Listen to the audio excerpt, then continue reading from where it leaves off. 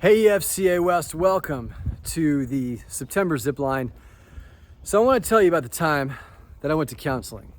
Well, I actually went to counseling on two separate occasions, but I was being assessed to be a church planter. This was a number of years ago. I was in my 20s. And, you know, Judy and I went through the church planters assessment, great organization. And we get to the end and they said to us, well, we think that, you'll be all right as a church planter. Your wife, we like her. She's good. You got some stuff, man. We want you to go to counseling. I was so mad. I was like, there's nothing wrong with me. I'm a little intense, a little hyperactive. I got some anger issues, I'm trying to prove myself to people a lot, but that doesn't mean that I need counseling, I have all this angst and whatever, but certainly I don't need to go to counseling.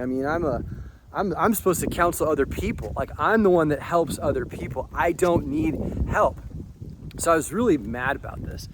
And I was like, sulking and everything. But you know what I did? I went to counseling. And it was really good.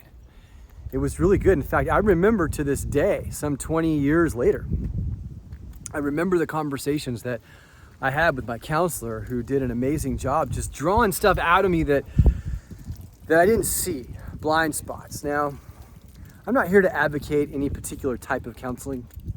I think it should be Christian based. I think the solutions that we have should come from Scripture and what we know to be true in all walks of life. But the reason I say this to you is because I think sometimes there's a stigma behind counseling, and if you feel like you need to go, that there's something really wrong with you, or you're not fit to lead, or you're not fit to maybe there's something psychologically wrong with you. And I just want to say that, hey, I went and I turned out okay. In fact, it turned out better.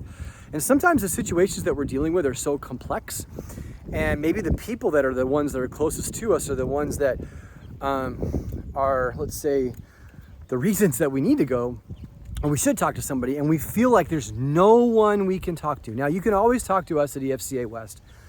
We're always here.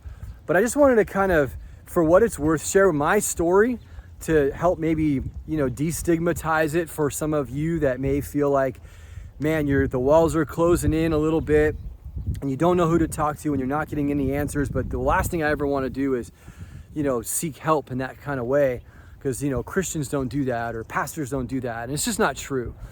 And I want to encourage you, because sometimes we get to the place in life where it becomes a little bit unmanageable for us, for whatever reason, no matter how hard we try. That's why, the other thing I get to do in the military as a reservist is a chaplain. I know several of our EFCA West pastors are also chaplains. And the reason why the military has chaplains is because they want to have some place for the troops to go that's a safe place, where it can't come back on you, and that's why it's very, they're very big on confidentiality and that sort of thing. So that's my little encouragement to you, and because we want healthy leaders and healthy pastors, and so I just wanted to throw that out as something for you to consider.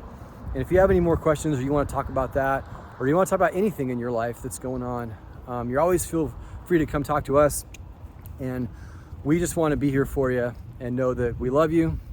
Your ministry is important, your life's important, your family is important, your walk with God's important.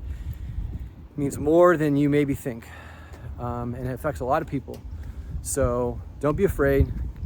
If you need help, get the help that you need. Thanks. See ya.